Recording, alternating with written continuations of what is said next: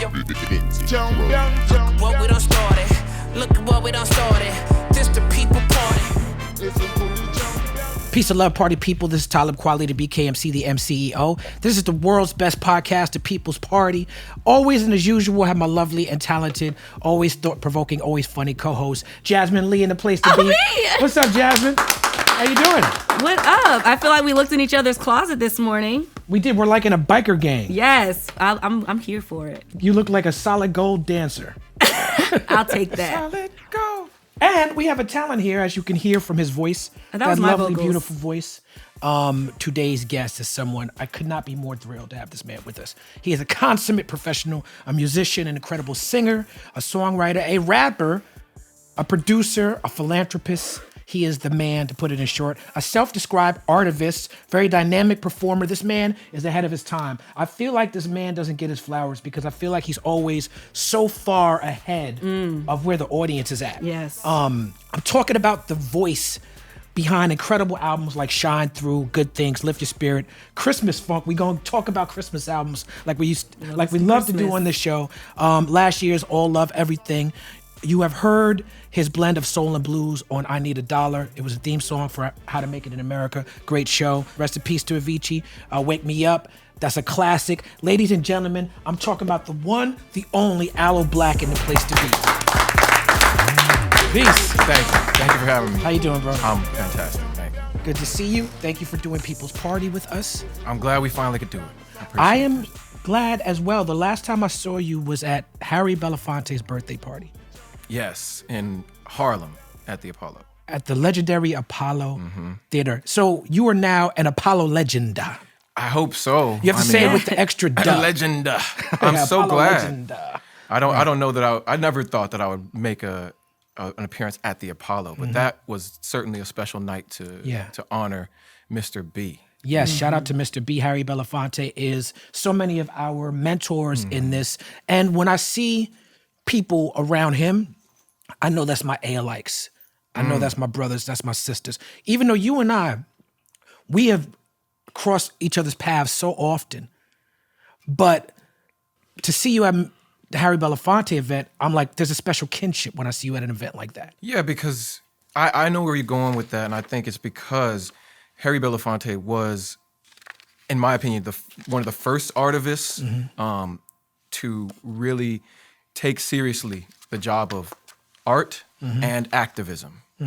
We saw, in his time, being on TV, making the money, but then behind the scenes, chartering the private jets for Martin Luther King, right. paying for the hotels for people in the civil rights movement, making sure that the money was flowing from industry to action on the street. That, to me, is instructive. Absolutely. We had Tamika Mallory on this show, and she talked about how expensive that work can be. And Harry Belafonte, like you said, he got to the bag, too. He was the first platinum artist of all time ever. You jumped in my video for the song On Mamas from Gotham.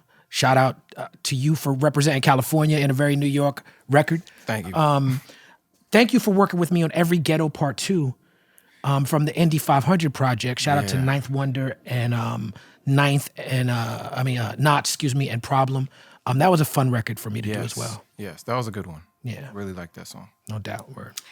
First of all, I just want to say your voice is so soothing, and it really is. Because like when you're listening to it, you're like, "Is this what era is this from?" Like you just don't know, and I absolutely love it. So obviously, we go into a deep dive of music when we're preparing for the show. For sure. Your personal motto is A.I.M, which stands for affirmation, inspiration, and motivation. How did you discover that mindset? I discovered this acronym A.I.M after people kept asking me what kind of music I make. And I would say, well, I make soul music, but then I have a hit in dance music with Wake Me Up. So then I'll say dance music, but then I started out as a hip hop artist, so I have, hip hop albums. And it didn't feel right to be genre specific. And, one of my heroes is Quincy Jones. And in the last conversation I had with him, he was like, we've been trying to break out a genre for decades now, trying to break that concept that genre exists. Let's just be artists. Can we just be? And so I thought if I was to distill what it is that I actually do, I'd say it's more thematic than genre specific. And the songs that I'm known for, I believe, are songs that are meant to inspire and motivate. Yes. And so I put this acronym together because it's about affirming your position in life and where you want to be. It's about inspiring people behind me and in front of me and beside me. And it's about motivating yourself and others. That's what I try to do with my songs. Have you worked with Terrence Martin before?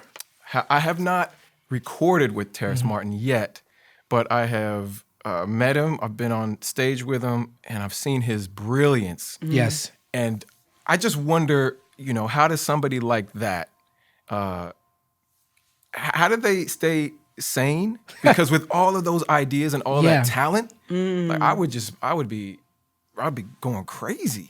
Well, you mentioned Quincy, and Quincy is also his mentor. And, Nicholas Payton, it's another horn player. These jazz cats, these horn players. Did Quincy play a horn? I know he was arranging. Absolutely. He was arranging back in the day. Trumpet player. Okay, so all these horn players are very focused on eliminating the word jazz and breaking out a genre. And to your point, I'm starting to notice the pattern with that. I agree with that because, I think that's part of the reason why you're underrated, because whoever has tried to sell you has always tried to put you in a box and never been able to allow the audience to experience what you're doing, just how it hits them. I feel you, and I get that. So when I was making hip hop music, it was fun, I was young, and it was not a competition other than the cultural competition. It was not an economic or industrial competition. And when I started broadening my scope from hip hop to future soul and to retro soul and just experimenting with a lot of different sounds, I didn't have a focused artist profile.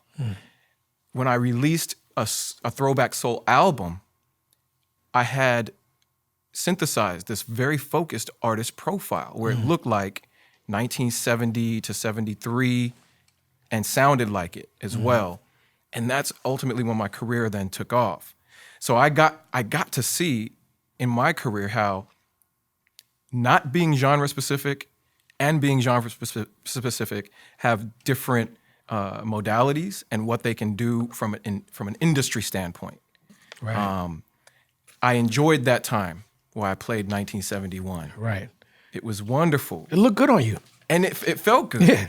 It felt good during the time. But I knew I had to, put that hat up, so to speak, and then move back into the future and beyond. Because, music deserves to, and our audiences deserve to have us create playgrounds that they've never seen before. And yes, I threw that retro playground. We were like, oh, we're gonna play in this retro playground. It's fun. But now I need to create the playgrounds of the future, the roller coaster of the future. Nobody knows what the next turn is. And that's what keeps our audiences excited, is not knowing what's coming next. That's right. Your parents are from Panama. One of my first girlfriends in high school was from Panama.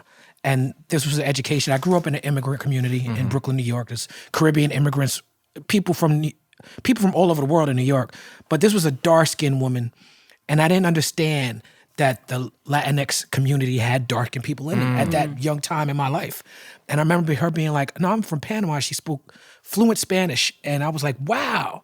Yeah. So there's black people who are like this too?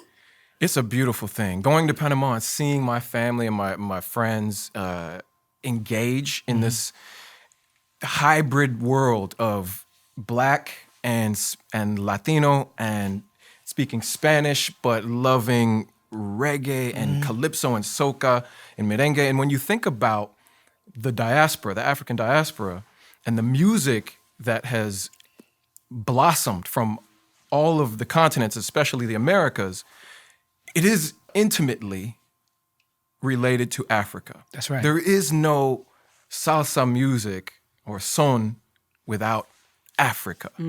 There is no bossa nova and samba without Africa. All these things are related because of the unfortunate history of the of the triangular trade, but also they are blessed by the beauty of Africanism and music and sound and culture because of that trade as well. You're right. One of the most frustrating things that's happening today in terms of politics and the discussion around Blackness, particularly coming from the African-American side, because as Black people from all over the diaspora, we all can be biased against one another. We all can be bigoted.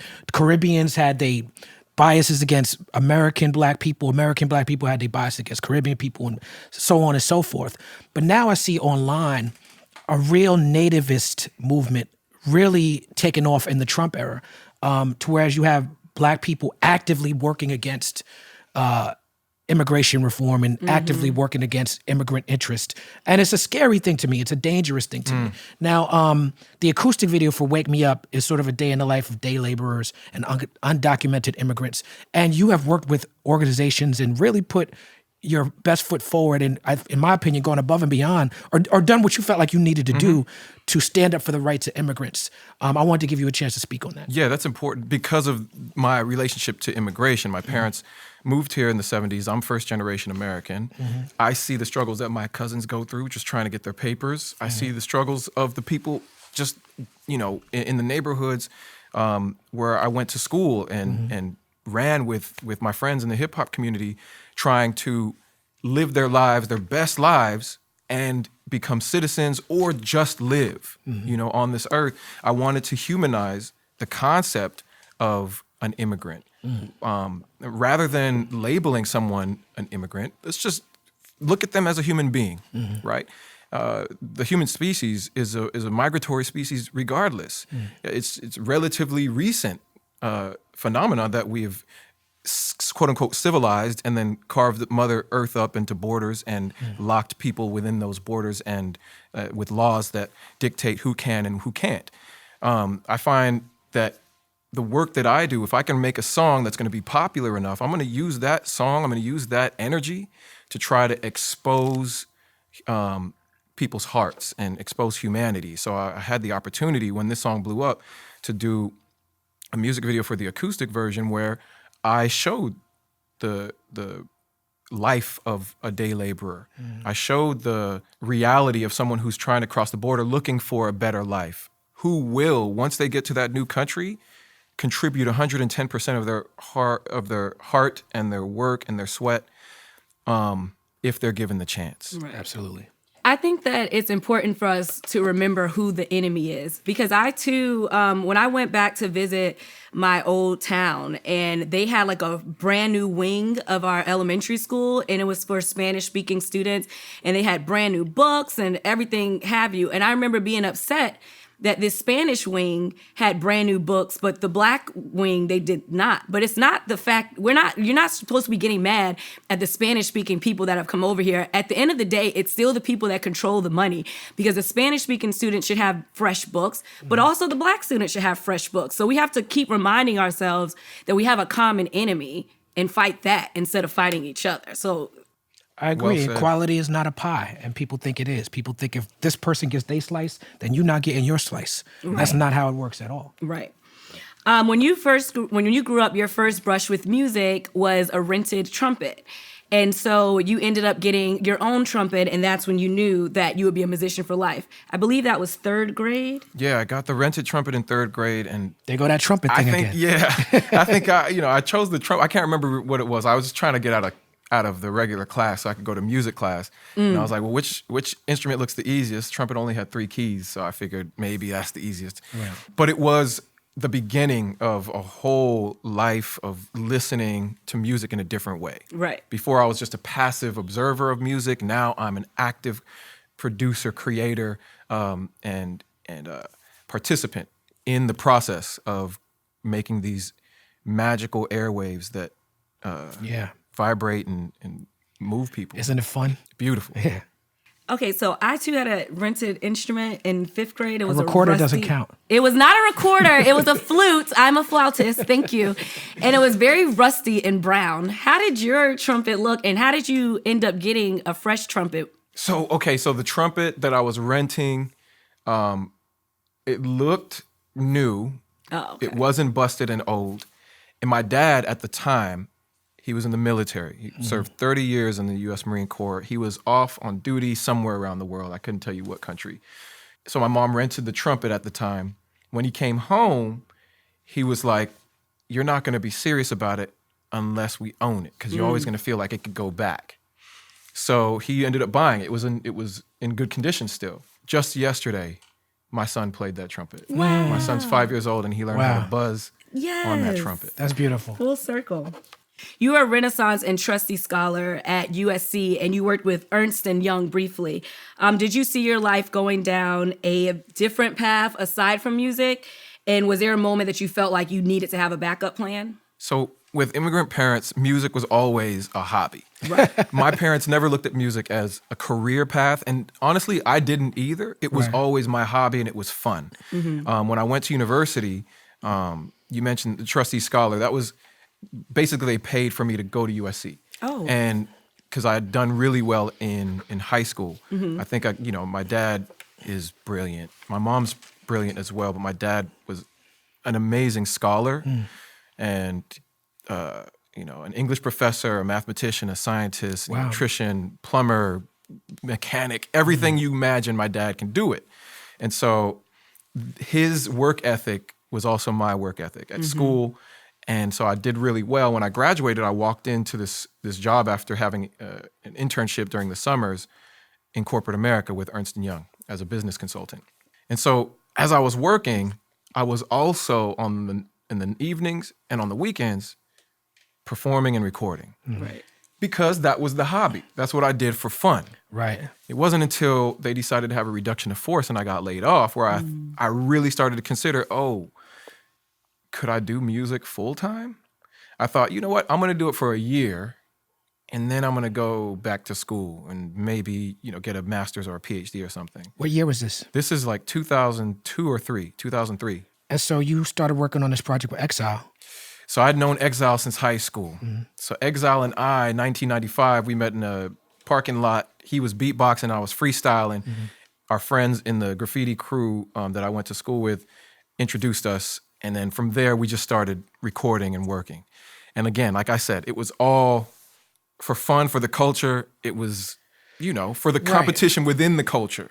Now, were you at all thinking about singing at that point? No, there was no singing happening. No singing. I was not a singer at all.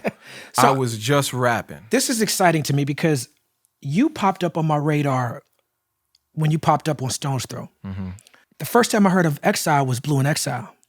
So I thought I knew about you, but I didn't really know about you until I had to interview you and go do this research. And then I found this whole chamber of rap music that Aloe Blacc has been doing that I didn't know existed. Right. I mean, maybe you're better off for not knowing it existed. But Emanon, is that how you say the name? Emanon. It's the name is no name backwards. Right. And I named it after a Dizzy Gillespie track. Yeah, there's a great song. Yeah. There's a great Dizzy song. And, because as a trumpet player and Dizzy being one of my heroes. Here we go back to that trumpet. Right? So back when I was making hip hop with Exile, this is a high school decision, a high school age decision. I was listening to this track and I was like, Emanon. That sounds like the right name for our group. Several demos, several albums, Imaginary Friends, Acid 9, Anon and On. I've gone back and listened to a lot of this stuff. Okay. And I really enjoy it. Okay. I'm like, yo, I didn't know Aloe Blacc could rhyme like this. I would consider my experience and my history as an MC or in hip hop as the training ground for writing that I guess that I do now. Yeah, you write. I guess you have it's like Estelle started out as an MC. Jill Scott started out as spoken word, then had to train herself how to be a songwriter. Badu's an MC. You could hear it in the way that they write songs. Yeah. Certain people you can hear when they started out as an MC. This led to you being on the radar of UPROXX, right? Yeah. So, the story goes that I had graduated from university, and I was gonna walk straight into my position at Ernst & Young, but September 11th happens, pushes my start date back. And so my date gets pushed back a few months. And what opens up is this magical opportunity to go to Europe and join a tour that was with the Loop Pack touring around Europe. At that time, Madlib was working on his Shades of Blue project. So he was like, I'm not even going to go on tour. I'm thinking to myself, how are you not going to go on your own tour? I'm just going to play these drums. That's Lib. Like, he does what he wants, Right. how he wants. And because there was an empty bed and an empty seat on that tour, I paid my way, but I went on tour and got to perform for their audience throughout Europe. So you were with Jack and DJ Rome. I was with Jack, DJ Rome's, Ono, Metaphor, and P-Trix. Yeah, Jack, Wild Child. Wild Child. Ono has given me some incredible soundscapes. So has Madlib, obviously. People know about the Madlib stuff, but they don't know about the Ono stuff as much as they know about the Madlib Okay, stuff. so I'm going to give Ono his flowers right Please now, do. because if it wasn't for Ono, Yes. I would not have the trajectory in my career that I've had. On that tour, I made really good friends with Ono. When I got home, he gave me a CD of 16 beats. I recorded 15 hip hop tracks on that beat CD. Really, when you get a beat CD, you pick one, pick two, and write to it. And I was like, I need to show this guy who I am and what I'm Right. about. So I recorded a whole album. And then there was a 16th track. I didn't know what to do. And at the time, I was deep in listening to a lot of the classic songs, the Nina Simones and the Ella Fitzgeralds, the Otis Reddings and the Sam Cookes. And this haunting tune of Change Is Gonna Come by Sam Cooke was just ringing in my head. I said, I'm gonna try singing this song over this last beat, because I don't have any more raps to put to it. I don't even know what to write to it. I'm just gonna sing on here. Who knows what Ono's gonna think. Right. So I record it and I send it to him, and he called me back. He's like, yo, this track right here, I need to show this to Stone's Throw. I need to show this to Egon. And so he shares it with Stone's Throw, and within a year or a couple of years, the conversation started, and then Stone's Throw signed me to be a singer. And I was like, I guess I really need to learn to sing now. That's when Now I gotta first figure it started hearing about you, around that time. Yeah. A lot of people are not aware that Ono and Madlib and yourself produced that first album, right? Together? Yeah, so Madlib gave me a beat CD, but I didn't have it in me to record a whole album to this beat CD Right. this time. And I tried hard. But I recorded a couple of songs. One was a song that I called Maybe. And it was on a track that had a loop that went, maybe, dun, dun, dun, dun, dun, maybe. Right. And when I sent it to him, he was like, oh man, sorry, I just gave that one to my man's Dilla. Dang. Jay Dilla, Guilty Simpson. And yeah. And at the end of that song, Jay Dilla says, yo, I'm going to ask my man Dave New York how you feel about Rest in radio peace, hip hop. Dave. And Dave New York says, how I feel about radio hip hop is all garbage. Rest in peace to Dave New York, who's on that track. Yes. Word is bond. So And rest in peace to Dilla. Word. when you decided that you were gonna start taking singing seriously, did you like get lessons, or you just was like, oh, let me just start singing more? So just start singing more. Like that, my whole lessons of singing is my first solo album called Shine Through. That's my lessons. That's me trying everything that I could try and under the sun in terms of singing. You hear folk on that album. You hear R&B, Reggae, you hear dance. yeah, club jams. Yeah, that's a great album. And hip hop. And I was just experimenting. So Ono produced one track, which was the Change Is Gonna Come track. Madlib produced one track, which was 1 in a Million. And then everything else I did by myself in a bedroom in this house that I was sharing with a bunch of artists out of LA. Now, we want to talk more about the Shine Through, but I want to get back to Exile for a second. Y'all dropped Waiting Room in 2005, right? Started making waves. The title track is gorgeous. Running Away, I could start to hear you sing more. So you're starting to fuck around a little bit. So yeah, on Runaway Train of Thought, there's this, I was inspired by Black Star. Okay, Yassine did a lot of singing. I was inspired by, artists who would use a little bit of melody Yeah. in their rap style.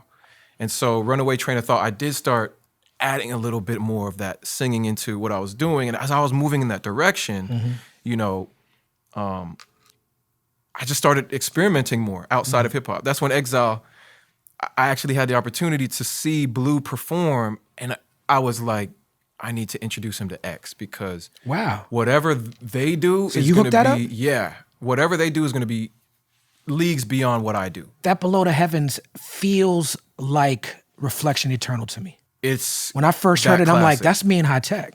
It's that. Yeah. It is that. And Blue is a student, and certainly could probably rap every lyric from that album. Yeah. And he came over to my house around that era. We had a real good build session. And then he came over to my house in New York, and we had a great party. It was when I met Blue, I started befriending him before I introduced him to Exile, and I was just trying, gauging who he was and what he was about. And it was the fact that, he just knew. He knew all the right songs and lyrics and artists and MCs. What's crazy about you saying that? When he first came to my house in LA, he was talking about Ghostface and Raekwon, and he knew the lyrics, but he was asking me to break down some of this God body slang. Because he didn't know it. It's not something that we know on the West Coast like that. Right. And it was nuts because it was the first time that I realized that there was an age difference, because I saw myself as his peer, and I'm like, oh, no. I'm like his OG at this point, because he was like, what does this mean? What do they mean from this? And I'm assuming that if you know this music, then you've caught every reference. And that's the first time I realized, okay, there are people who are really good at this. He's an incredible MC who know this music, but maybe you're not catching all the references. Like my man Nico is. When we was listening to some Ghostface recently, he said, when I don't know if it's Ghost Ray, Honey Throat smelling like Impulse. And I'm like, man, Impulse, remember that? He was like, no. I was like, you remember Impulse? The women used to spray it on their neck, Impulse? He's like, no. I'm like, and she look at her face. That's an age thing, Talib. I pulled up the Impulse commercial. You know what I'm saying? Y'all, Jared, you remember Impulse? Of course. Exactly. And that's not a West Coast East. Well, I don't know. I'm not going to be an ageist here. I have to stay on my DMs. All right, keep it going.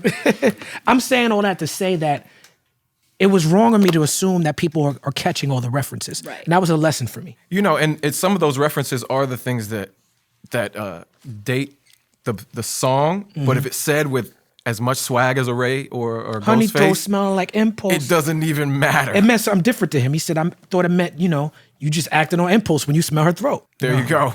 And we can take whatever we want from the songs that we hear. I was speaking about having connected Blue with Exile because I knew at the time I wanted to try something different. And I knew that Exile needed an MC who really could honor the beats that Exile was making at the time, because we were students also listening to, of course, the greats, Pete Rock, Primo, and Dilla, the emerging great at the time. That's right.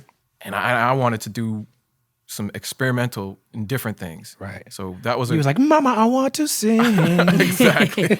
I'm going to start singing too. I'm just going to do it. Just do it. On Make Music, you say you make music for heads who put music instead of something to eat.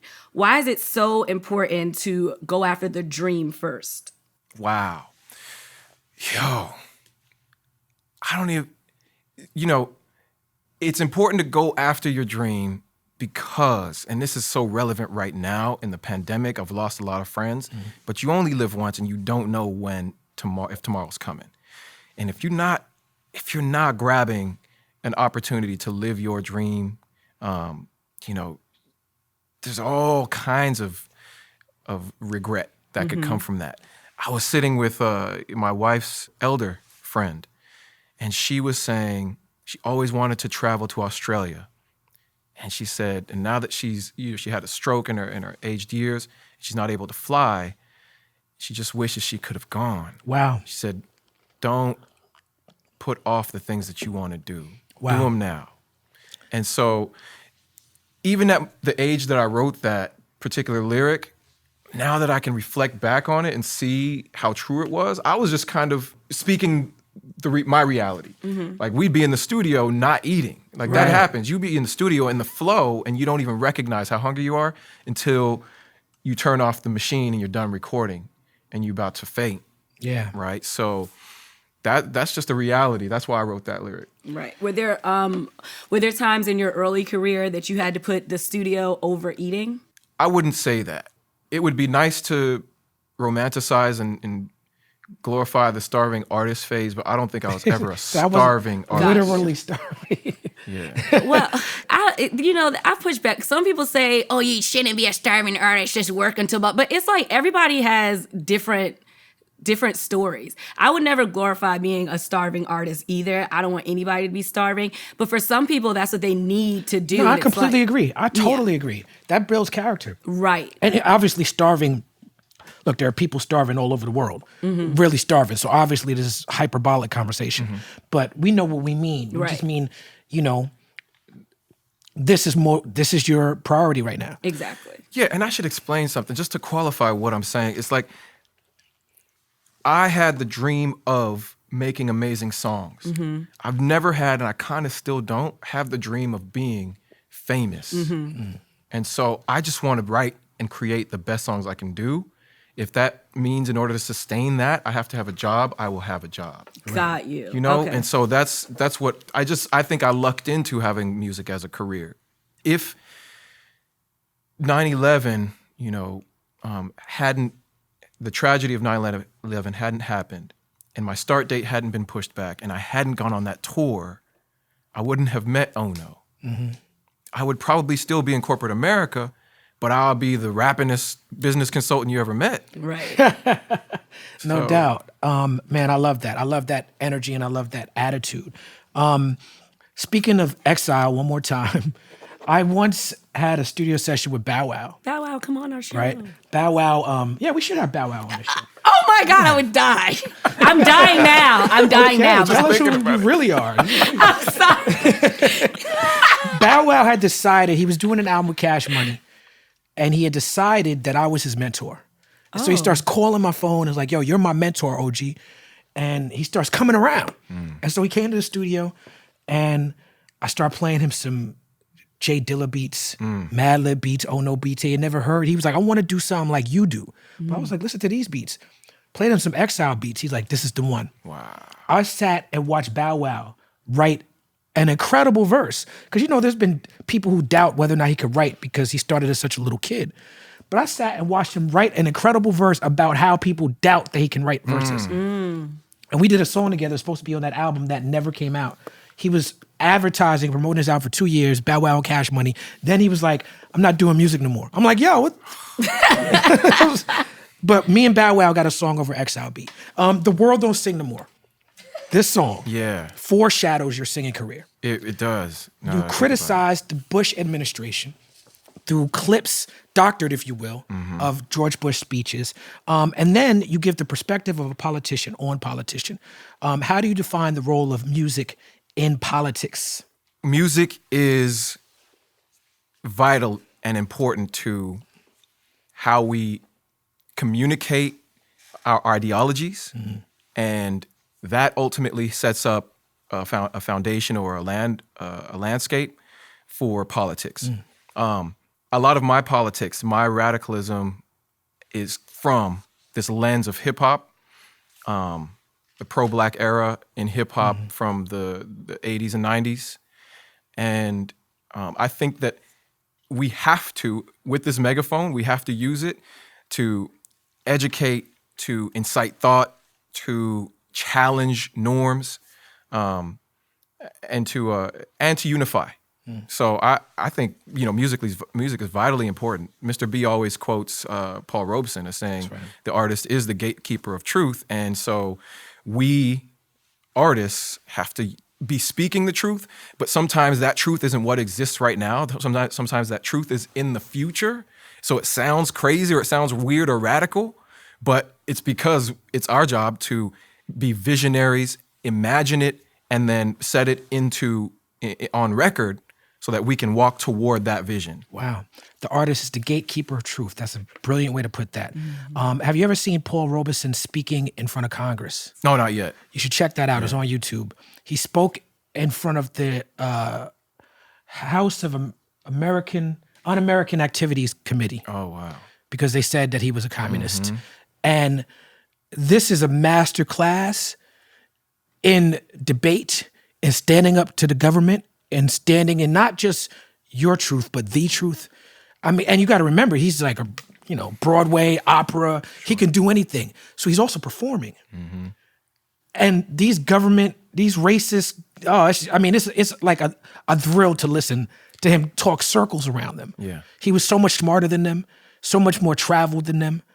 It's amazing. Check it out when you get a chance. I certainly will. Thank you. 6 Million Ways is such an important song. Mm-hmm. Is Exile rapping on that song? So this is Exile 100%. He produced, wrote, and recorded, and rapped. He sounds great on that.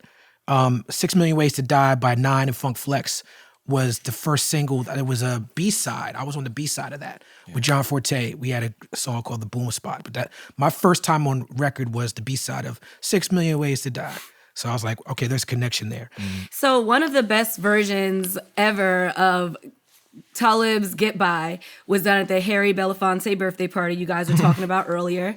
And John Forte is on there. You go full soul on the hook. Mm-hmm. And you guys share a high five and you just look so happy. So we high-fived? Yeah, you high-fived. I mean, who's not happy when they're high-fiving, right? I mean, we at the Apollo Theater for Harry Belafonte's birthday, John Forte on stage, Aloe Blacc's on stage. Yeah, that was an exalted moment. Yeah.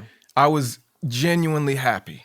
You get on stage. A lot of times when I'm on stage, I'm excited to share what I do with my audience and happy to perform my music. But this was a different kind of happy. Mm-hmm. Mr. B is in the audience. I'm on stage with people I look up to. I mean, I had all your projects before the world got to know who I am. Mm-hmm. I'm on stage singing one of my very favorite songs ever, Just to Get By. And I'm hitting the notes. That's not an easy one to do. Right. I'd love to know the impact that Harry Belafonte had on each of you. Mr. B, he used to know my grandmother, Chavoti Green, who I named my label after. Mm-hmm. She and her husband, Stanley Green, were actors, and they were civil rights activists, and they were around. And, it's like Aloe Blacc said earlier, the way in which this man directly connects the arts with activism is unprecedented. He called a meeting 2012, 2013. Trayvon Martin had just happened. Mm-hmm. He got with, it was me, Ninth Wonder, David Banner, Chuck D, Rosario Dawson, Jamie Foxx, Yassine Bey, a bunch of other people. I'm not remembering everybody. But, when that man calls you, you come. Mm-hmm. Immortal Technique was there, I believe. And he was explaining, look, I'm 86 years old, he was at the time, I think. I'm not sure the exact age. But he's like, I'm about to be out of here. It's on y'all. So what y'all gonna do? How are we gonna do this? And I asked him just privately who I could speak to, how I could get more directly involved. Had an album coming out called Prisoner of Conscience. And I wanted to not just capitalize on the idea of prisoners of conscience, but actually be able to really uplift them if I'm going to name my album this. And so I went to see Mumia Abu-Jamal that year after seeing Mr. B. Mr. B taught me about Philip Agnew from Dream Defenders. He was like, FAMU. FAMU. He's like, these are the people. How does this 80-something-year-old man know about an activist who's younger than me before I know about him? Which means I had to step it up. I flew down to Tallahassee, stayed in the Capitol with the Dream Defenders, became like lifelong allies of these young people because of this, all from that seed that he planted for me. My relationship with Mr. B is coming from my dad to begin with. He would listen to calypso music. And Harry Belafonte was a calypsonian who... I never heard that phrase, calypsonian. Who sang, a lot of this music that was of his homeland, right? And that's where I first knew of Harry Belafonte. His poise, his diction, his smoothness, all of that is material for me to study and recognize how he moved through the industry. Mm-hmm. Fast forward many years, I end up meeting Gina Belafonte, his daughter. Shout out to Gina. Who runs Sankofa organization. Mm-hmm. And so through her, I get to know Mr. B and start to learn more about how not what I saw on television and in the media was the end all be all of who he was, I got to see the activism and become part of this body of students who are learning from him and how to use our voices for positive social transformation, and to constantly be pushing and keeping the light on for change. Right. Word. For this next question, I want to be a bit delicate. First of all, you said you've lost a lot of people in this pandemic era, so I want to offer my condolences. This is a tough time for a lot of people. Cage Bird Song, such a beautiful record. Shout out to Maya Angelou, who's the poetic inspiration for that. You say, systems so diseased, ain't a vaccine to cure it in this song. If your skin looks like mine, we're going to have to endure it. Great lyric. Without going too much into everyone's personal health choices, I want to talk about your thoughts on the pandemic, especially considering your work with Malaria No More, which is, if I'm correct, an organization that employs vaccines to try to end malaria. I'll speak on Malaria No More right now. At the time that I met with Malaria No More, a child was dying every 60 seconds from malaria. Now it's more like every 2 minutes. So they've halved the death rate, which is important. And very recently, within a month, a vaccine has come out that is showing promising success in vaccinating against malaria. Now, malaria is one of those diseases that in undeveloped areas, where water is standing and mosquitoes have a chance to breed, if somebody in that community has malaria, mosquitoes are going to, draw blood and take it to someone else and infect them. It's really difficult for families who are farmers to earn an income if they're sick. If the breadwinner is sick, they're not going to be able to buy the bread.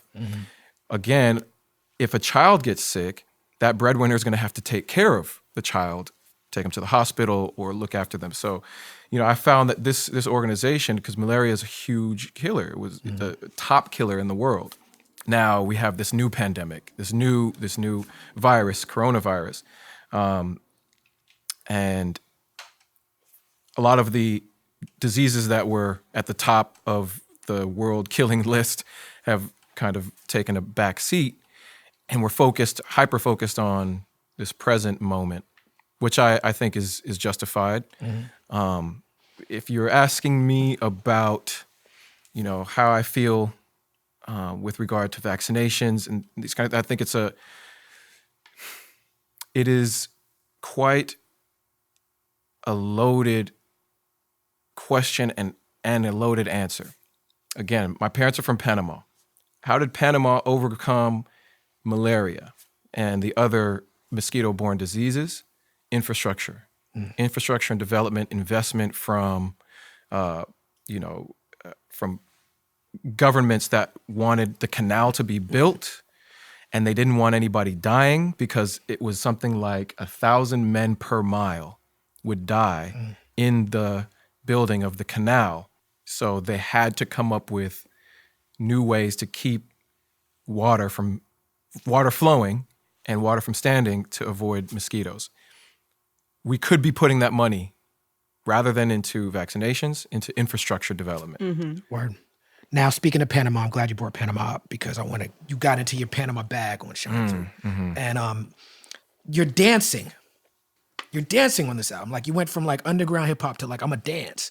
And Dance for Life drives this home. Severa, did I pronounce that right? Severa. Right. That goes straight Latin. Bailar sets off that vibe. But I can't overstate how much I've played Patria Mia and Gente Ordinaria at parties. When I DJ, I always play these records. People don't know these records when I play them.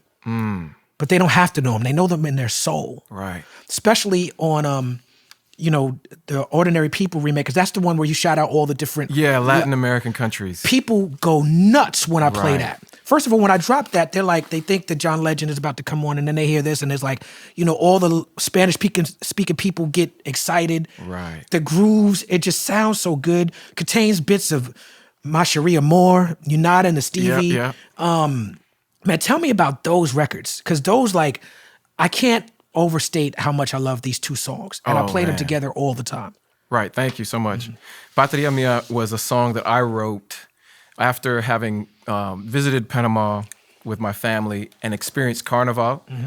And, if you ever have a chance to visit any Latin American country and experience Carnival, which is basically their what we do in New Orleans for, Well, I have, in Brooklyn, we have the West Indian Day Parade. Oh, you got it there, we got, too. and it's Okay. like one of the biggest ones, but I've been to Trinidad, Trinidad for Carnival. Miami. And I've been to Rio. Not Rio, Sao Paulo. Miami has a carnival too. So Patria Mia has the essence of what it is to be Black Panamanian. A lot of the Blacks in Panama are from the Caribbean and descended from the Caribbean because of the immigration for work on the canal. So that would be my great-grandfather and that generation. You get this mixture of calypso, you get a mixture of soca, and a mixture of reggae. I wanted to have in that song everything that felt like when I was growing up, going to the expat parties, all of my parents' friends who live in America, listening to the music blaring and the dominoes slamming and the high heels dancing. It's strange because that era, those families that we went to go party with, all those, the parents of my friends are moving back now. So it's the lyric in the song is Patria Mia, donde quiero vivir, donde quiero morir, where I want to live and where I want to die. They're all going back there for their, final years. And then in Gente Ordinaria, I was like, this Ordinary People song is just brilliant. This is one of the greatest songs of my time. Yeah. And so... You one of them John Legend ass niggas, huh? Well, I just recognized how good of a song it was. I'm just saying, I just recognized how good of a song it was right away. Again, during that time, I was still learning to sing. This is before my first solo album. This might have been right after I met Ono. But I was like, I'm gonna translate this to Spanish. And I'm gonna sing it for a community that doesn't have access to how beautiful this song is. And then I'm gonna make sure to shout out everybody from that community. Yeah, man, that's such a good decision. That's such a good songwriting decision on that record. You have this Project B with Cradle. It's not too much information online about this project. Yeah, that was a how did I meet these guys? Is this Japanese? It's a Japanese production team. Y'all redid Flight of the Bumblebee? What's going on here? We redid Flight of the Bumblebee. So these cats had hit me up in this moment. I wouldn't call it starving artist. So yeah, I might have to take it back.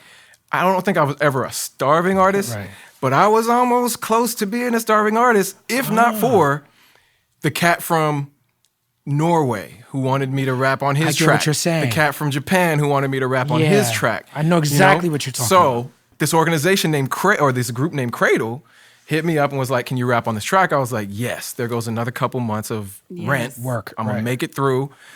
And then I did a single with them, and then they were like, "Can we do another song?" I was like, "You know what? What's your budget?" I said, "Why don't we just do a whole album? Fly me out. I'll record a project with you." Yeah, the song Still Arose. Correct me if I'm wrong. Is this your first real public slower jam? It's definitely one of my first public slower jams. I Love You, Weldon Irvine. Do you know my relationship with him? No, I don't. So when I was working at Inkiru Books, he walks in. He's like, "My name is Master Well." This is like 1995, I want to say. This was like 1996, 97. He's like, "I'm Master Well, and I heard you have an open mic here, and I want to get on." This old man. I'm like, okay. So he comes and he raps with us that night. Later on in our relationship, I realized this is Weldon Irvine from Nina Simone's Young, Gifted, and Black, and from Spirit Man. Like, okay. Now he's doing New Eureka Poets Cafe. Now he's in the studio with us playing keys. So when the Beat Miners produce Astronomy, that's him playing the keys on that.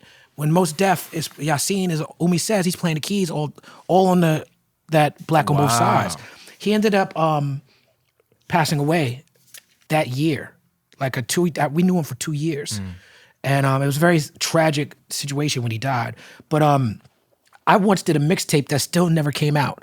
In my early days of just DJing, of nothing but Weldon music. And it's one of my favorite creative things I've ever done. It's supposed to be a collaboration with his family. I don't really know what happened with it, but it's still something that's in my computer that I listen to.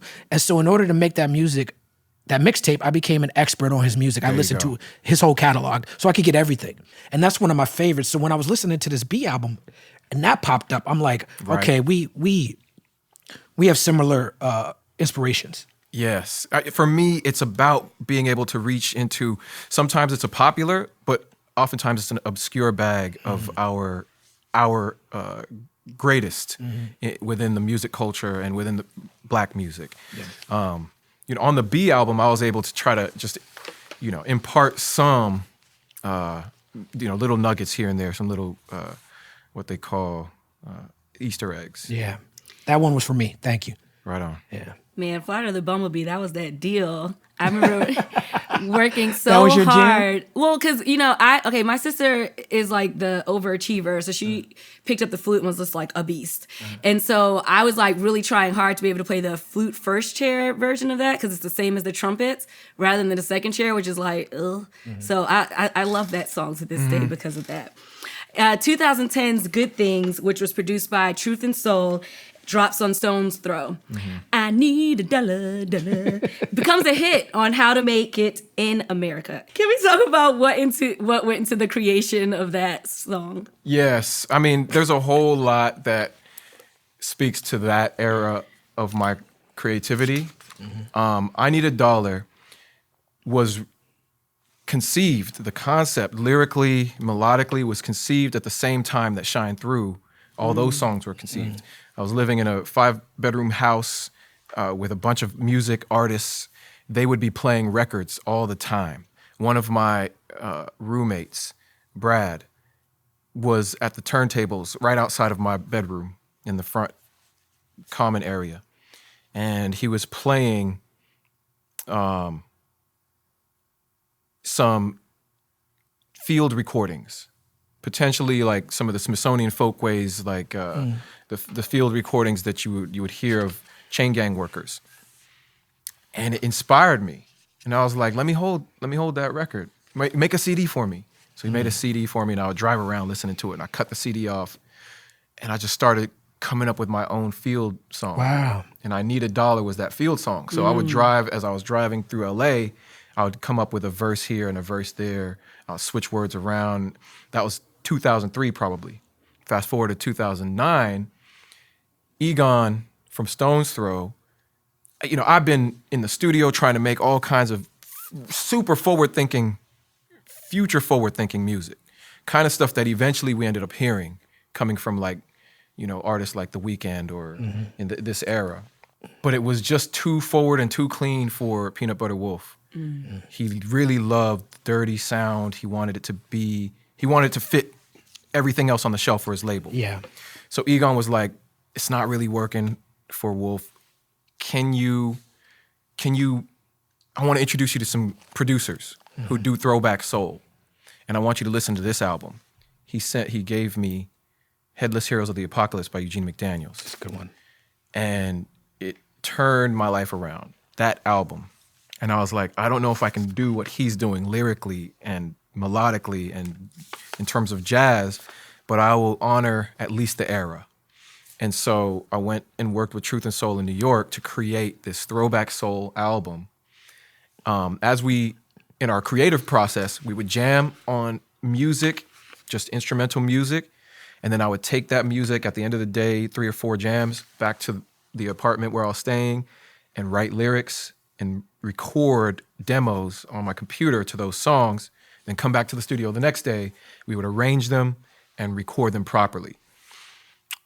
I Need $1, dancing around in my head already as a lyric and melody, didn't have a home. It didn't have a foundation of music to rest on until we jammed in the studio. And one of these jams just felt like the right jam for I Need $1. And so I threw those lyrics on top. You know, as an MC, you're always writing. You always have a whole notebook full of lyrics. You don't need a record to write to, per se.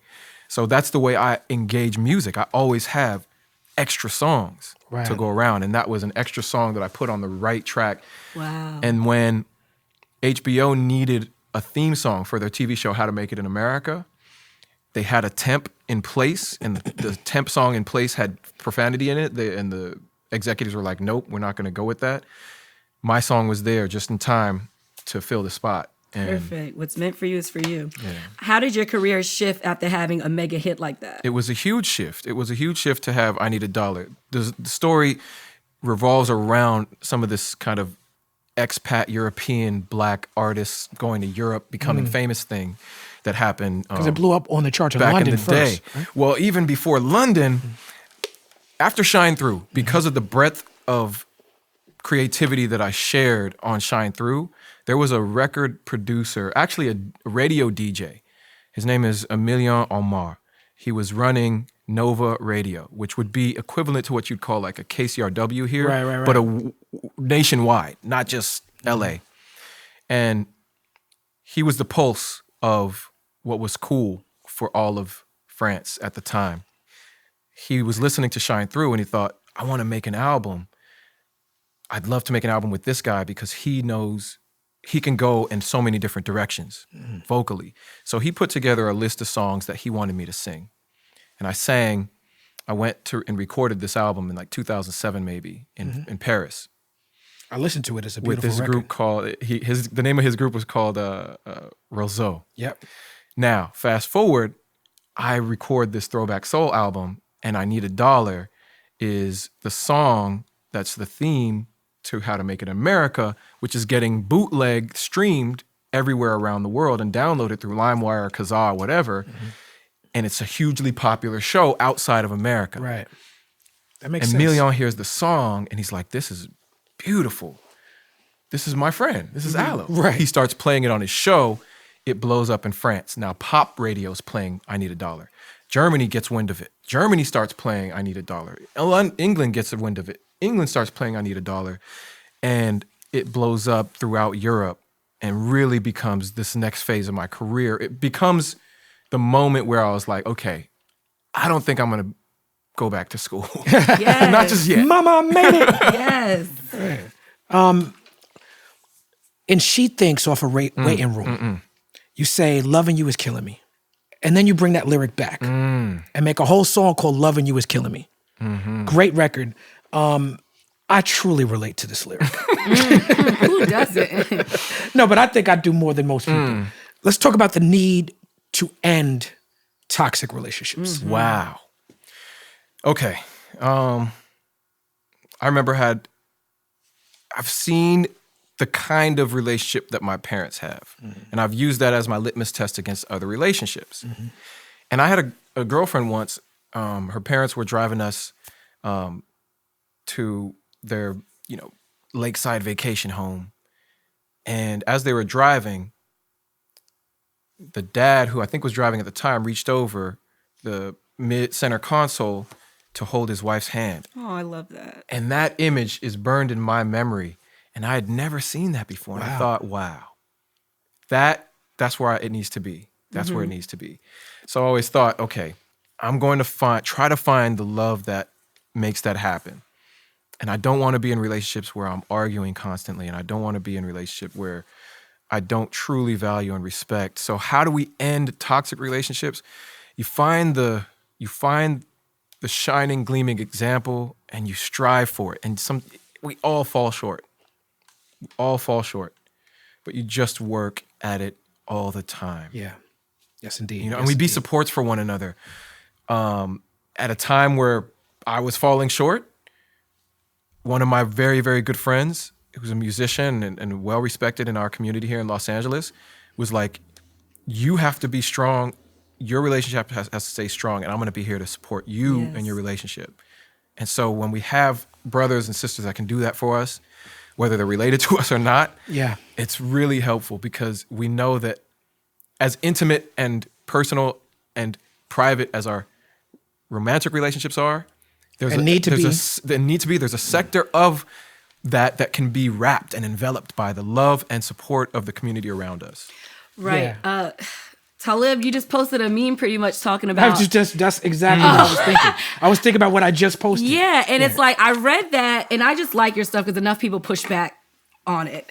But I was like, that is so true, but it's also important to be able to talk to your people, your tribe that believe in your relationship, because those are going to be ones to put love back into it when you're going down the wrong path on the non-toxic of the relationships. You're exactly right. When I think about the relationships that are important to me, like the romantic relationships I've had that have been important to me, my truest friends have been supportive of this. Right. And they have not judged my partner. They have not judged me. But you need to have those true friends. Because I posted something about that I got from D.L. Hewley about not talking to strangers on the internet about your relationship and not talking to your friends and your parents and your family. But if you have a problem with your partner, go to your partner. Yeah.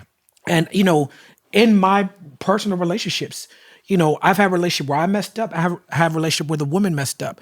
But in one of my major relationships, I feel like one of the things that led to the downfall was the need, not from me, but the need to sort of litigate some of the stuff in the relationship on social media, to complain about it on social media. And that's never been an option before, right? So now we're in a new space where people are trying to figure out how to emote. And then there's endorphins involved. Because if you say, man, I'm sick of the way I'm being treated, and then you get all these likes, well, now it's like a drug. Oh, yeah. So it's like we got to be careful with that. We do have to be careful with it. Because those people who you speak to online, the people who like you, are like, yup, and cheer you on. It's not just the people. They don't care about you or your relationship. It's not just the people. It's an algorithm behind that's going to fuel activity. And activity is neither good nor bad. It's just activity. It's just activity. And so the algorithm may favor ultimately what may statistically be negative. Right. So that's something to be careful about. I think in terms of relationships we all need to figure out who we are and what we're about before we commit ourselves to someone else. That is ultimately what saved. I got a meme that breaks that down that's coming in a couple of days. All right, I'm ready. I'm saying because we all owe it to ourselves to know what we're about and to be honest about it. But because we are of, ego. I was going to go in the direction of because we are of a lineage of trauma and we've learned trauma, we've sort of, I want to say, we trauma bond. We're bound to it. Yes. Yeah. So we have to be able to escape that. We have to reconcile it and recognize it and give each other our space for it. But once you understand your trauma and how to deal with your shortcomings, you can then be explicit and acknowledge it with your partner. Those are very hard things to do. They are.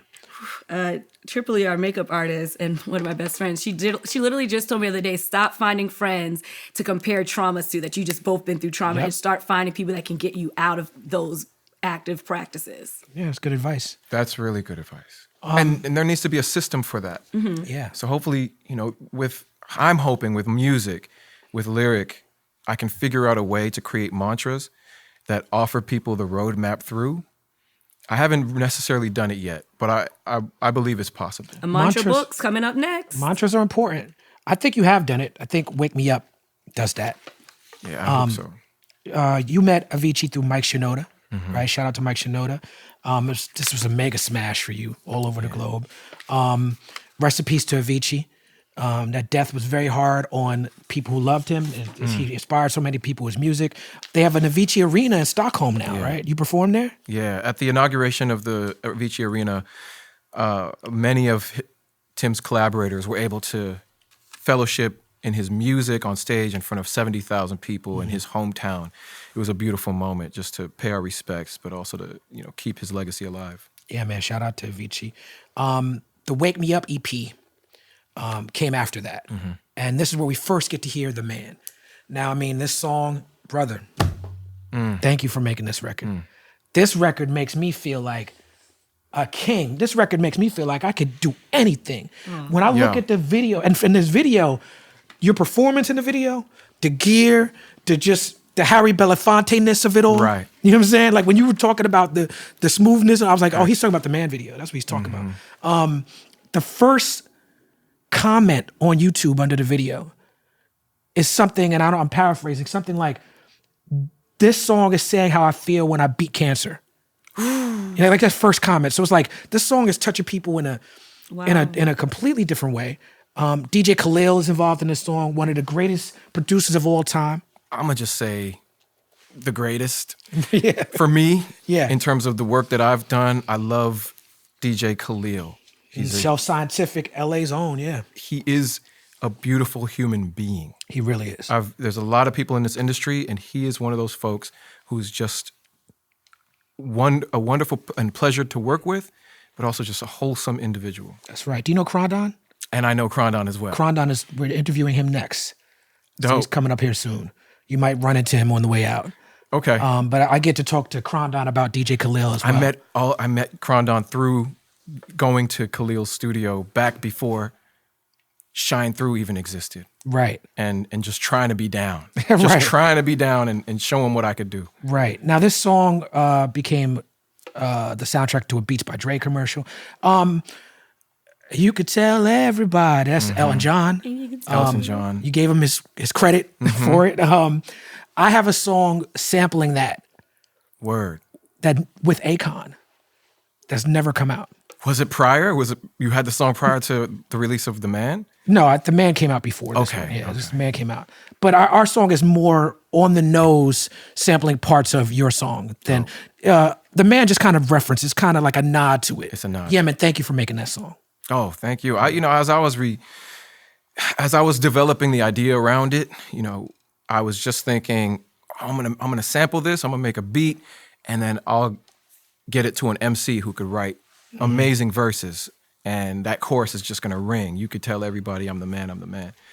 But as I was finishing my album, I turned it in. I got signed to Interscope by John Emanon, who was working with Larry Jackson, who had been brought to Interscope by Jimmy Iovine.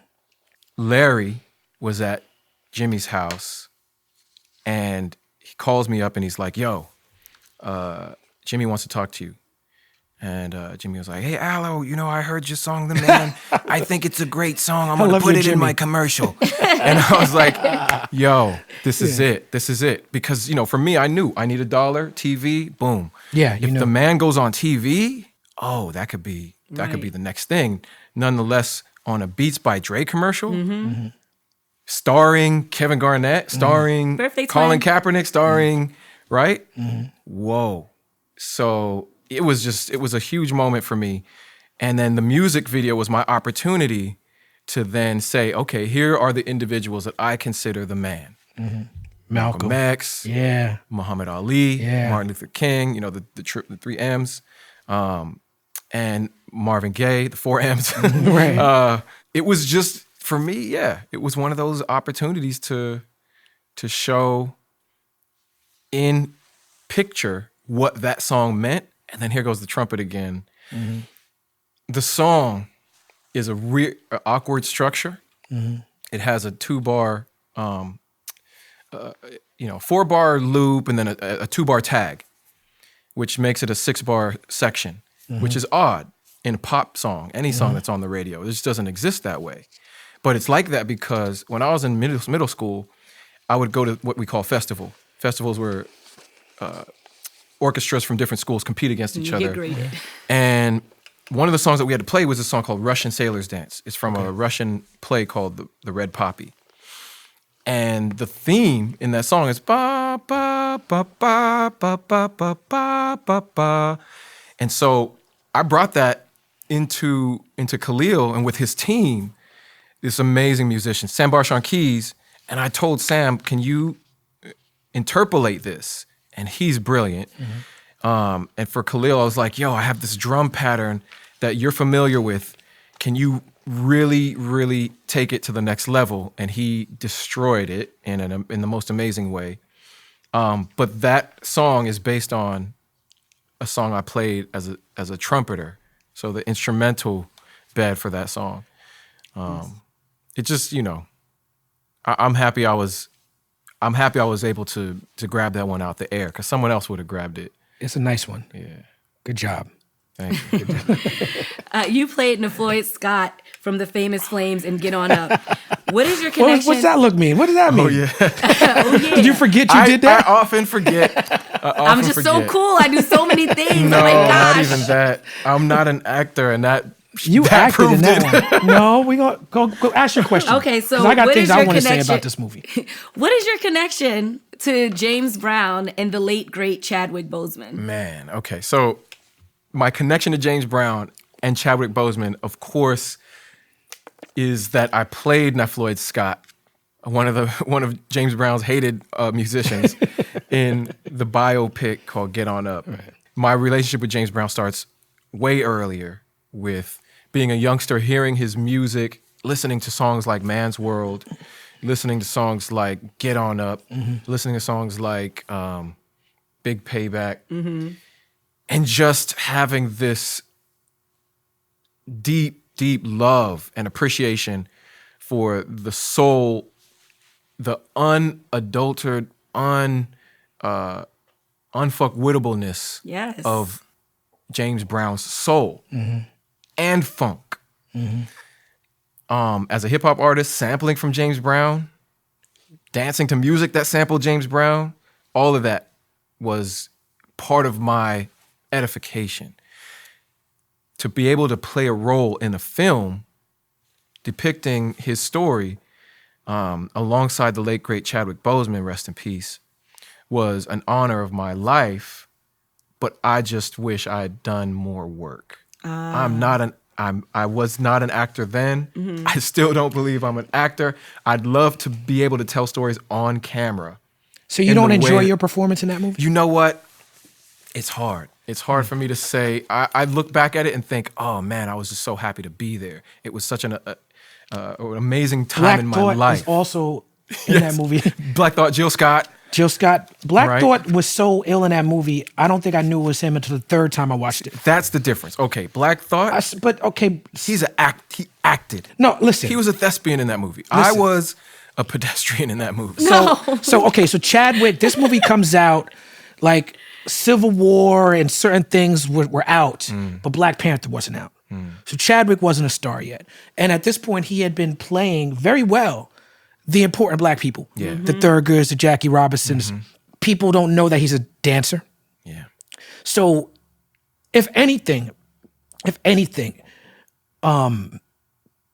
the dancing in that movie was just amazing. But go ahead. That's where I saw Chadwick's work ethic. And I was like, okay, this is me in the studio. That's what I do in the studio. But what he's That's why doing. I don't act. Because I would go to auditions and I would see what they were doing. I'm like, I'm cool. I'm not getting this part. So honestly, much when you work. think that's when you actually get it. But it's really tough. Yeah, It's a lot of work. And what he did on that film transcends acting. Right. He fully embodied the spirit and essence of James Brown. I was upset because I wanted to be friends with him, but because his character was not friends with my character, it was so hard for me to really bro down until the film ended. Because he was method acting? I don't even know if he would have admitted that he was method acting, but whatever it He was just in that space. Whatever it was, he was so in it that he would spend the extra hours dancing, the dialogue, the acting that he did. I think he had fronts prosthetics for the mouth and the teeth, like all of it. There was no time to bro down with him anyway, except they did throw a rap party for me when my part ended, and we had this, food and drinks and everything, and there was this dance circle. And then we got to battle in the dance circle, and we were really good friends in that circle. It was not a battle. Dancing is the great equalizer. But here's what I liked about your performance is that, James Brown was notoriously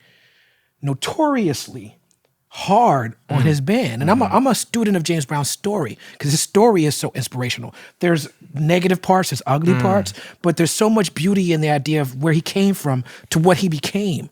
And his unapologetic nature through all of it. Be like you're gonna call me Mr. Brown, and you're gonna address me the way I want to be addressed. And it's my way or the highway. You're gonna follow my rules.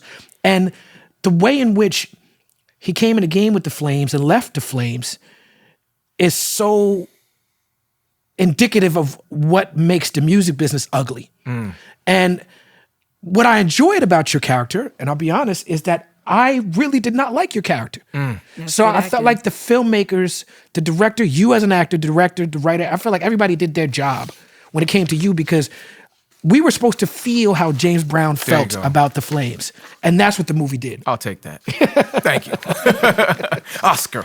Also, before we move on, you were talking about how amazing Chadwick Boseman's acting performance was. And my grandmother, who's also in heaven now, taught him. So shout out to Carol Singleton, Dr. Wow. Carol That's beautiful. Rest in peace. You made a song that's close to my heart. I don't know where the song lives. Brooklyn in Summer. Is it like part of a project, or was that like a one-off? Brooklyn in the Summer was supposed to be part of a forthcoming album on my major label record deal. I got the song sent to me by this really wonderful songwriter who trusted me enough to collaborate with him on it. You know, it's a thing where this is his story, and I got a chance to like enhance it by adding some editing and adding some parts, the bridge in particular.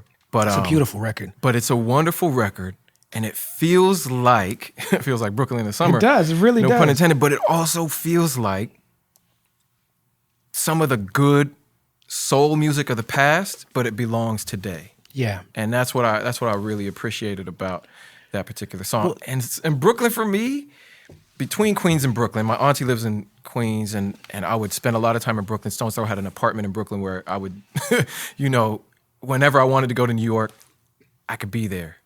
Jared, man, why Ruckus never had this? There's still We time. never had an apartment anywhere. What the fuck is going on? It was a mattress on the floor. Don't get me wrong. It wasn't like we weren't balling. I've heard about these Stone's Throw cribs. They talked about the crib in the documentary where Doom and Madlib did that record. You see my Doom t-shirt? Yes. I just rest thought in about peace. this. Yeah. I've been mentioning this on this show, so now I have to do it. But I've been And talking we're about waiting. my upcoming holiday album. I've stopped saying Christmas because I'm trying to be non-denominational. But I've been working for a couple years on a holiday album. Yeah. I don't know about how the Christmas album by Talib Kweli is going to come off to certain people. Right. But you made an incredible Christmas record, Christmas Funk. Yeah. But I want to talk about the lyrics to I Got Your Christmas Right Here. Right. Because for people who don't know, the lyrics are, I wrapped your gift today, tied a pretty ribbon all around, wrote a few words down, read them to myself to see how they sound. I put it under the tree on Christmas Day. You'll see just how much you mean to me. I got your Christmas right here. And I can't help but hear it in a stereotypical mob Italian accent. And my good friend Donna is Italian, so we spent the whole day listening to your Christmas album. Hey, I got your Christmas right here. That's it. That's it. It is tongue in cheek. You know, the title came to me from a friend of mine who's a songwriter named Sam Hollander. We wrote "King Is Born" together, and another song for my latest album called Harvard. And he was trying to write for a Christmas movie, and he was like, "I have this idea for a song. I got your Christmas right here." I got your and Christmas so right here. I wrote a whole Right here. I wrote a whole scroll on it, and it was supposed to be like a joke. I got your Christmas right here, Right here. Right yeah, here. right here. So I thought it was fun, and it ended up being kind of fun to record and sing. I also wrote a whole rap, like old school rap kind of song called "The Mrs. Saved Christmas," where I tell a story about I heard it. how Mrs. Santa Claus saved. I listened to your whole Christmas album. I thought that was always fun too, saving and my everything. kids love it.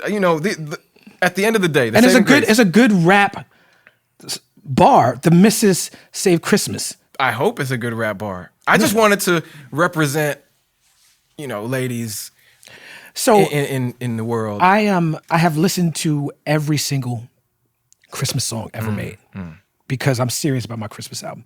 James Holiday. Brown has the funkiest. Funky Christmas. Yeah, Funky Christmas is the one. Stone Soul Christmas. Do you know that one?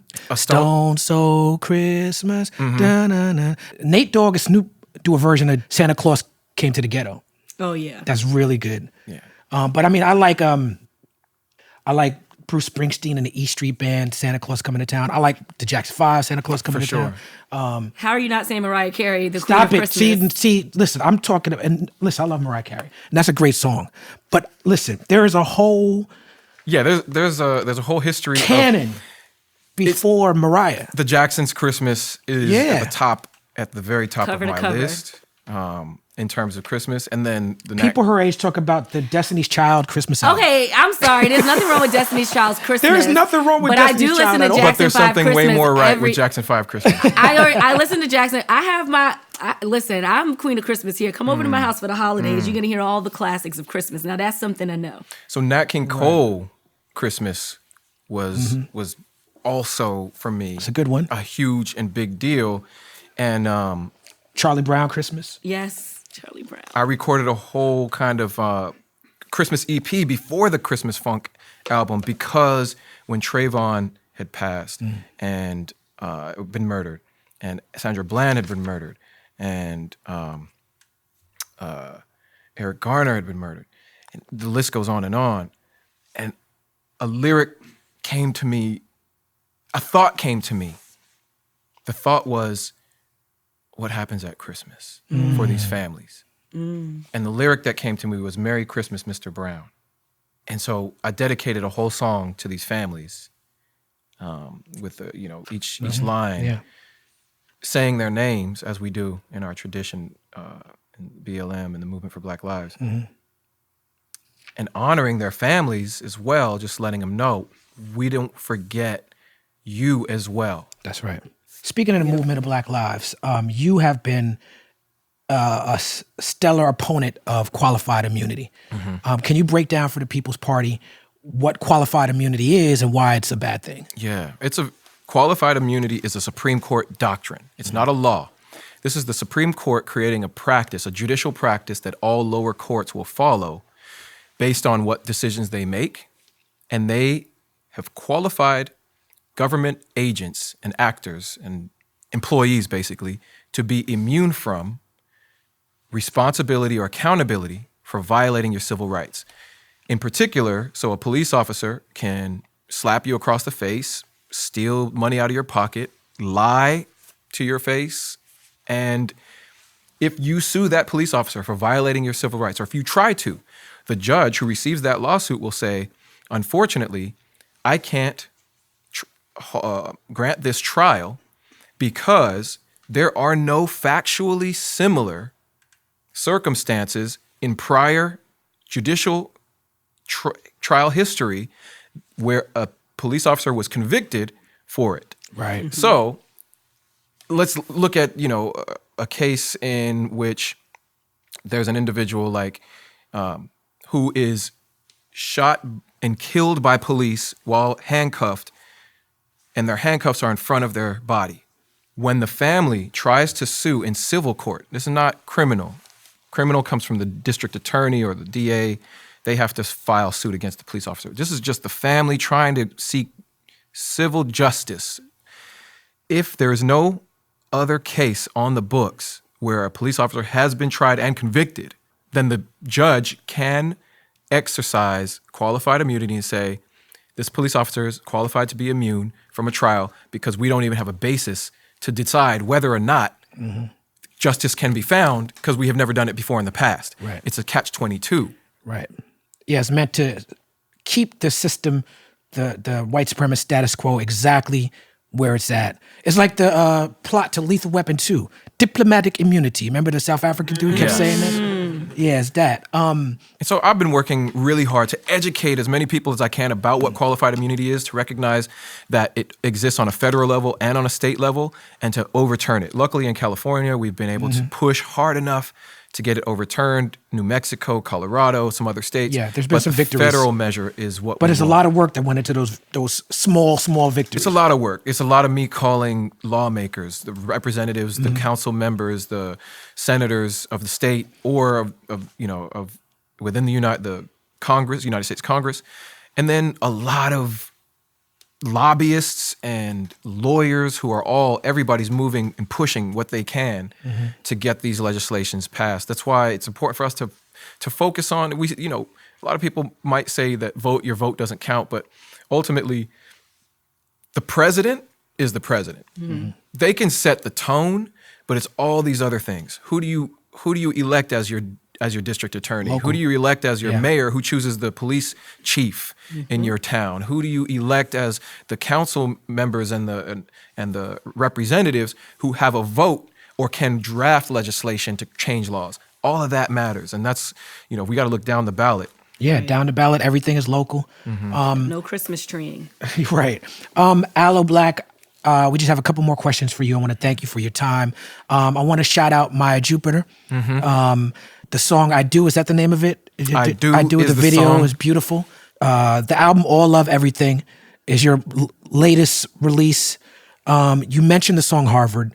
I've heard you say that the songwriting style of that song was inspired by Joni Mitchell. Big Yellow Taxi. This song has inspired so many musicians to do so many different things. Obviously, Jay Dilla sampled it with Q-Tip and Janet Jackson. Yeah. But talk about how Harvard is connected to Big Yellow Taxi and how you were inspired by Joni Mitchell. Yeah, Big Yellow Taxi is one of those songs where Joni Mitchell is, she's an ascended songwriter in my opinion. The way that she writes just is beyond plebeian methodology. And it's a good word too, plebeian. You make me feel like Nori. When Aloe Blacc speaks, he says these words that I'd never heard before. I feel like Nori on Drink Champs. Yes. And so Big Yellow Taxi educated me in how do you make a song that can touch people's hearts, say a message, and possibly be popular. And Harvard was one of those moments where I wanted to tell a story about the commonality between people in disparate realities and existences. Me being, a recording artist who travels the world versus a blue collar worker just trying to get by and make it to their next job. And Joni Mitchell's Big Yellow Taxi does that for me. It tells a story about being just a person trying to get by, recognizing the forces against you, right? And still persevering. In Harvard, the forces against us are me having to travel and be away from my kids. The forces against the blue-collar worker, the character in my story, is having to work 2 jobs and be away from their kids. In Big Yellow Taxi, it's, they're trying to pave paradise. Right. Instead of letting the trees and roses and plants grow, they want to build businesses and capitalism instead of community. I think, there's so much about what Joni Mitchell, Cat Stevens, James Taylor, some of that Elton John with Bernie Taupin, those artists did to educate my songwriting. I couldn't help but think when I'm listening to the lyrics of his song Harvard about my little brother, my younger brother. I was about to say. I've caught myself, my younger brother, who's just my brother, let's just say that, who went to Harvard. And I started to think, I'm like, damn, this song is for everybody but him. This song is relatable to everyone except for people who graduated from Harvard.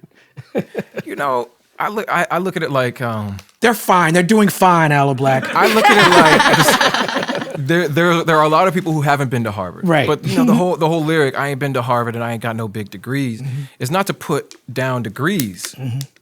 It's to say that we all.